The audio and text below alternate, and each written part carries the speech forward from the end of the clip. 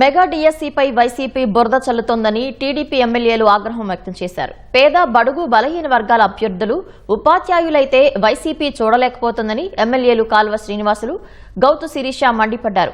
ప్రభుత్వ బడుల్లో మంచి చదువులు చెబుతుంటే సహించలేక అడ్డగోలు ఆరోపణలకు దిగిందని దుయ్యబట్టారు. అభివృద్ధి సంక్షేమానికి వ్యతిరేకంగా పనిచేస్తున్న వైసీపీ రాష్ట్రానికి అవసరమా అని ప్రజలు ఆలోచించాలని సూచించారు.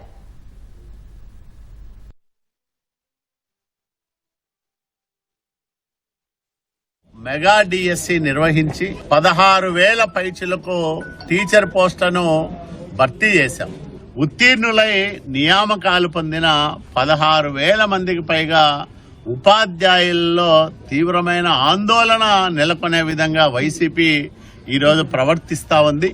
వైసీపీ లాంటి దుష్ట రాజకీయ పార్టీ, నయవంచకుల ముఠా నడిపిస్తున్న వైసీపీ ఈ రాష్ట్రానికి అవసరమా ఆలోచన చేసుకోమని నేను పదే ప్రజానీకానికి విజ్ఞప్తి చేస్తా ఉన్నా. పేదల పట్ల ఎలాంటి బాధ్యత లేని జగన్మోహన్ రెడ్డి అండ్ కో ఈరోజు సర్కారు విద్య పైన దాడి చేస్తా ఉంది. ప్రభుత్వ బడుల్లో విద్యార్థులు చదువుకోకూడదని కుట్రలు చేస్తా ఉంది. ఇలాంటి దుర్మార్గుల పట్ల అప్రమత్తంగా ఉండమని నేను పేదలను, బడుగు బలహీన వర్గాలను విజ్ఞప్తి చేస్తా ఉన్నా.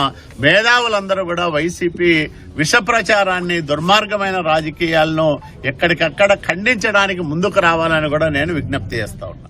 కూటమి ప్రభుత్వం మీద బురద జల్లడం ఈ రోజు వైసీపీ తట్టు అలవాటైంది. అవకతవకలు జరగాలని మాటలు మాట్లాడడం కాదు.